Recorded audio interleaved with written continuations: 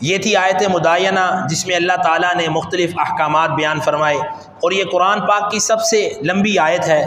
اور اس کے ساتھ اور بھی چھٹے پارے میں، ساتویں پارے میں اور دوسرے سپاروں میں بھی اس طرح کی لمبی آیات موجود ہیں۔ اور جیسے میں نے ذکر کیا بعض آیات بہت چھوٹی ہیں، 2 حروف کی بھی ہیں۔ اب یہاں پر ایک فقہی مسئلہ سمجھنے والا ہے، وہ یہ کہ جو شخص نماز پڑھنے والا ہے چاہے اکیلے، اس کے لیے ضروری ہے کہ کم سے کم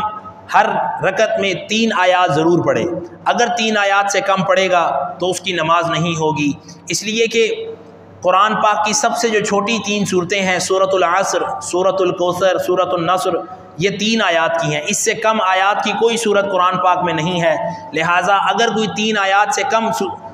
آیات پڑھتا ہے کسی بھی رکعت میں تو اس کی نماز نہیں ہوگی۔ البتہ اگر کوئی شخص کوئی ایک آیت اتنی لمبی پڑھتا ہے جو 3 آیات کے برابر ہے، جیسے یہ آیت مدینہ لے لیں آپ، یا اسی طرح باقی سپاروں میں جیسے موجود ہیں آیت الکرسی، بعض لوگ پوچھتے ہیں پڑھ سکتے ہیں، تو وہ قرآن کا حصہ ہے، وہ بالکل پڑھ سکتے ہیں۔ بعض لوگ اللہ کے بندے اپنی طرف سے مسئلہ لوگوں کو بتا دیتے ہیں کہ آیت الکرسی تو وظیفے کے طور پر پڑھی جاتی ہے، اس کو نماز میں نہیں پڑھ سکتے۔ پھر آگے ہماری قوم بھی پڑھی پڑھائی ہے ماشاءاللہ، اسی کو ٹھیک سمجھ کے عمل شروع کر دیتی ہے۔ اللہ تعالیٰ ہدایت عطا فرمائے۔ تو اس لیے ہر دین کا معاملہ صحیح معنوں میں علماء حق سے سیکھ کر پھر کریں، تاکہ آپ کا دل بھی مطمئن ہو اور عبادت میں لذت آئے۔ اگر آپ دنیا دار لوگوں سے پوچھ کر یا صرف حافظ قاری صاحبان سے پوچھ کر، لوگ یہ بھی غلطی کرتے ہیں کہ جو حافظ قاری صاحبان ہوتے ہیں ان کا بہت مقام ہے، لیکن وہ مسائل بیان نہیں کر سکتے کیونکہ انہوں نے سیکھے نہیں ہوتے۔ لوگ ان سے پوچھ لیتے ہیں، پھر بعض بیچارے شرم کے مارے کوئی نہ کوئی اپنے اجتہاد کر دیتے ہیں،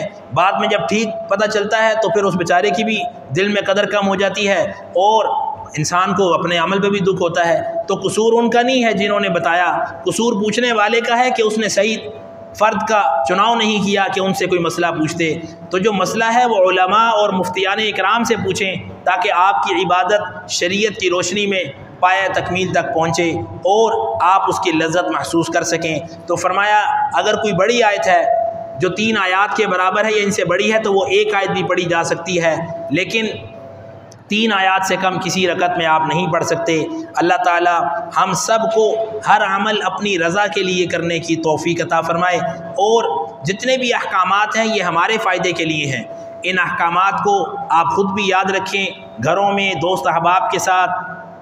آپ ضرور اس کا مذاکرہ کریں کہ آپ کے مذاکرے کی برکت سے اللہ تعالیٰ قرآن کی جو تعلیمات ہیں وہ ان لوگوں تک بھی پہنچائیں گے جو بیچارے اس چیز کے لیے فکر مند نہیں ہیں۔ بعض دفعہ جب انسان کے سامنے کوئی علم آتا ہے تب اس کی اہمیت کا اندازہ ہوتا ہے کہ یہ کتنا فائدہ مند ہے، ورنہ غفلت میں انسان بہت کچھ کھو دیتا ہے۔ تو آپ کا دوست ہونے کی وجہ سے وہ خوش نصیب ہوگا کہ آپ کی برکت سے دین کا کوئی سبق سیکھ لے گا، اور آپ کے لیے بھی سعادت کی بات ہے کہ اگر آپ کسی کو دین کا ایک باب بھی سکھا دیں گے تو آپ کی نجات کے لیے اللہ تعالیٰ اس کو سبب بنا دیں گے۔